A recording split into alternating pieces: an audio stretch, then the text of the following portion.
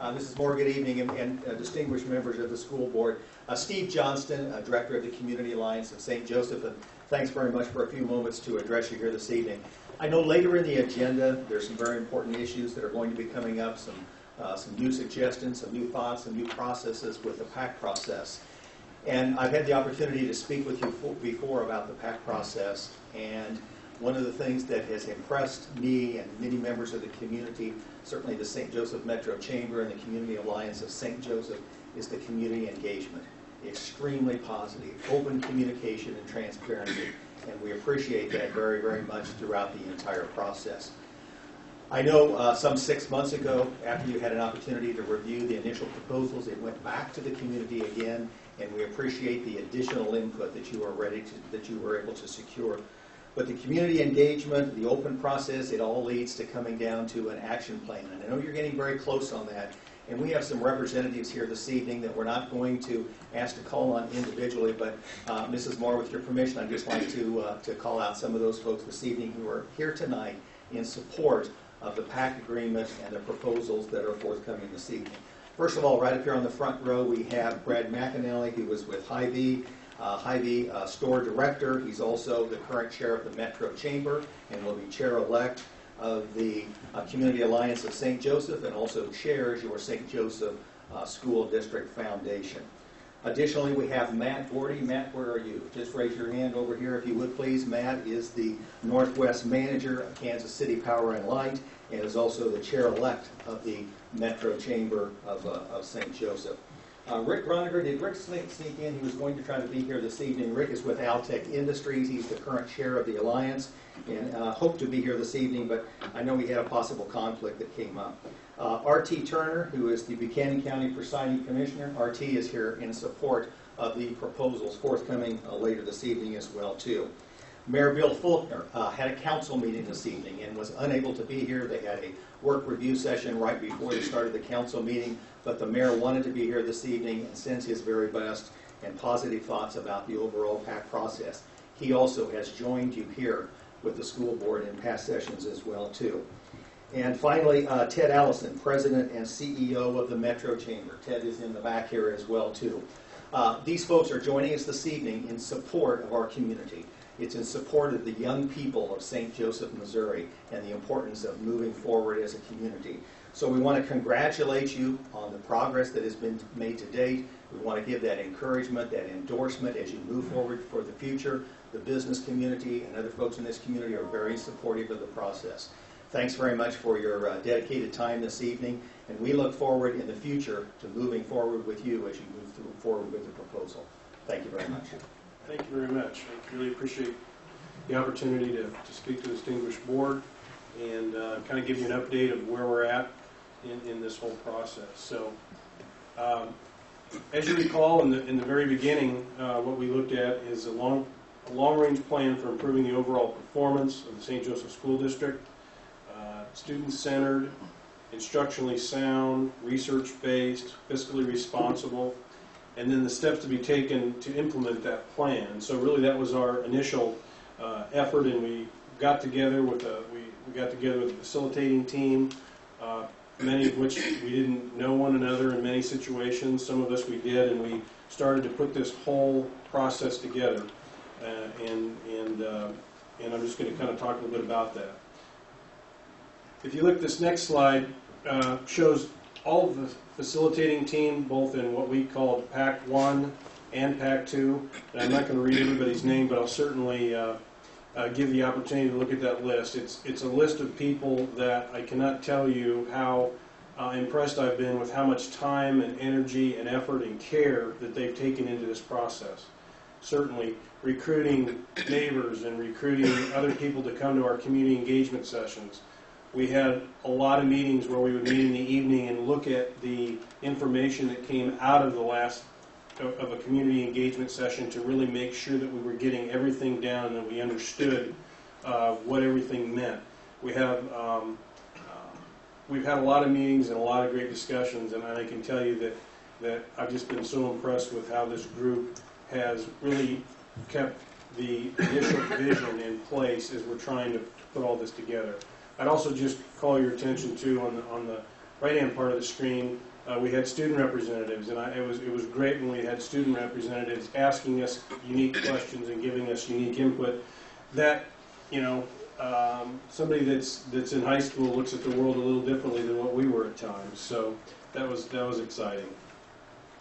Okay, the first phase, February 2010 to June 2011, was just involve the community and develop this long-range plan. And that was what I talked about, and I know many of you are very familiar with this, but just the engagement sessions and all the different meetings that we had, compiling all that data. And we got that information and presented that. Our next round we wanted to do was to go then out to the community and basically vet this information and see how it played as we continued to think about it, and as more people thought about it, as more people got engaged. So really, in continuing the community involvement, we took the PACT on the road, and I can tell you that we have met with 48 community groups, and we have 51 scheduled. So 48 of the 51 meetings have happened, and that's been any number of groups and PTA groups, and Lori Prisco has done an excellent job of keeping volunteers lined up to go and present at those meetings. We've had a lot of different people talk. We've had a lot of feedback from those groups. We've always presented the information and then gotten good feedback. We've passed all that feedback back, so again, we can compile all this. And frankly, we've been able to make some modifications and fine-tuning based on that feedback. And then really what we wanted to do is keep you in the loop in this process when we could as a board, and obviously we're here tonight to do that in a little bigger and more specific way.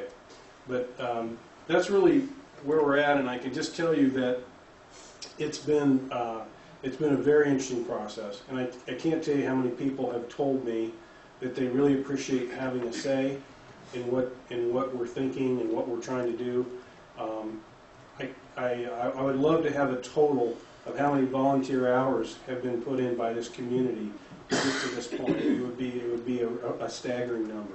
So anyway, I just want to thank you and kind of get us started, and again, really appreciate all your support and all the community support in getting to this point this evening. Thank you. Lori? Well, I'm happy to report on my next slide. We're going to talk about basically what we have kind of done thus far as being involved with the community.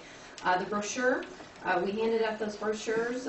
There were lots of times when we weren't able to go to a meeting and give a presentation, but there were several organizations that still wanted those brochures so that they could hand those out and give those to their people, so that way they could have the information without us actually coming and doing a presentation. Our video, we used the video almost every single time we did a presentation. It was about 10 minutes long, well received, well done, so really appreciated that. Open houses, we did the 2 open houses, which were, one was at TMC and the other one was at Spring Garden. And I will tell you that at Spring Garden I was with a gentleman for a little over an hour.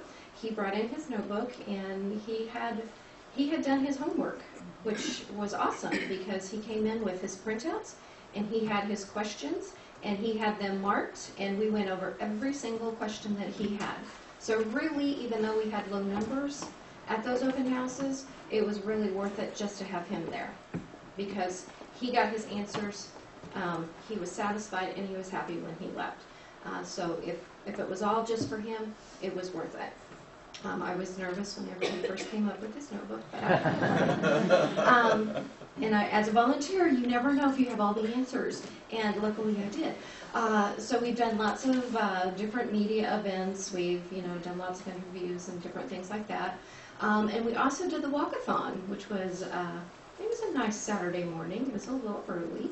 And I'm going to have Heather Weddle, because she was the chair of the walkathon. So I'm going to have her come up and give a little bit of information. Hi. Thank you so much for your interest. I just want to summarize the walkathon a little bit. We had 122 volunteers canvassing the entire town. We split the town into each elementary region that we have, and we made sure that we had volunteers in each and every one of those regions. Just another way that we wanted to get word out about the PACT process and the information that we have come up with thus far to the community. It's also a way that we're able to ask community for their feedback. We really wanted to hear, what are people thinking? Are we traveling down the course and the direction that they, our neighbors and our coworkers and community members want us to go? Or would they like us to consider some other avenues? And I was really excited to be able to have the volunteers get to around 3,000 homes that Saturday morning and be able to leave some information at each one of those homes. We were able to speak with many different people. As you'll see in your notebook, about 1,020 of the people, the households were home or were able to visit with us in that time frame. Of those, about 65% were familiar with PACT and the PACT process, which I thought was pretty reassuring to know that that number shows we're out there, people are aware of what's going on. Thanks. There was, you would think the walkathon wouldn't be, that much work, but Heather put in a ton of hours, and we were here in this boardroom one evening for many hours mapping out the maps. So we can attest to how much that truly, that was a big job. So thank you, Heather. Greatly appreciate it. Listeners Bureau, as Lee kind of talked about, I was in charge of that. I was kind of chairing that one. We have talked with 48 different groups. We've got 51 scheduled, so I still got 3 events that we'll have to get to.